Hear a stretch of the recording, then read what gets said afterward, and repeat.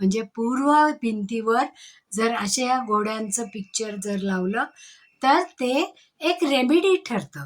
आणि ती रेमेडी ज्याच्यामुळे यश आणि कीर्ती, उत्साह आणि ऊर्जा आणि पॉझिटिव्ह एनर्जी आपल्याला मिळवून देतो.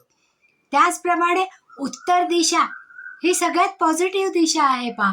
उत्तर दिशा ही कुबेराची दिशा आहे. म्हणजे कुबेर आपल्याला अगणित धन देतो आणि आपल्याला ज्या ऑपॉर्च्युनिटीज मिळतात त्या उत्तरेकडनं येतात. मग उत्तरेकडे जर अशी 7 घोड्यांची, पळणाऱ्या 7 घोड्यांची, एका ठिकाणी स्थिर असणाऱ्या नाही, पळणाऱ्या 7 घोड्यांचं चित्र जर आपल्याला लावायचं असेल तर ते पाण्यामध्ये असलेलं चालतं. म्हणजे पाण्याचा स्रोत आहे, समुद्राच्या कडेने किंवा पाण्यामधून हे 7 घोडे घराच्या आतल्या दिशेला धावतायत.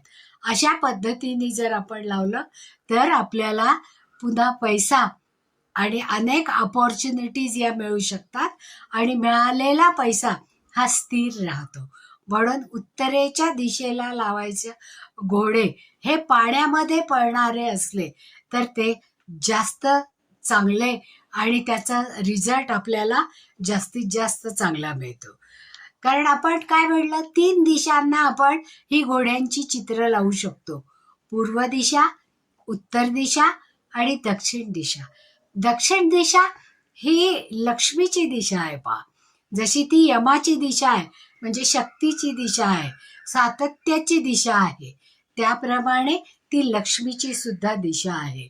आणि मग दक्षिणेकडे लावायचे घोडे हे वाळूवर पळणारे किंवा जमिनीवर पळणारे, लाल मातीवर पळणारे, पण ज्याच्यामध्ये सूर्य प्रखर आहे अशा पद्धतीचे घोड्यांची फ्रेम जर आपण दक्षिण दिशेला लावली तर त्याचा जास्तीत जास्त आपल्याला उपयोग होतो.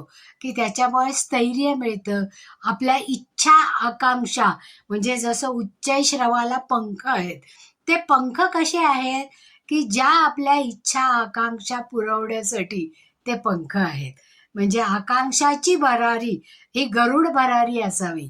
म्हणून या घोड्यांचं चित्र दक्षिणेकडच्या भिंतीवर लावताना तिथे ते खडकावर पळणारे असावेत किंवा मातीवर पळणारे असावेत किंवा रेतीवर पळणारे असावेत, की ज्याच्यामुळे आपण तिथे पृथ्वी तत्व विराजित करतो आणि त्या पृथ्वी तत्वावर जोरात धावणारे घोडे हे एनर्जी आणून देतात.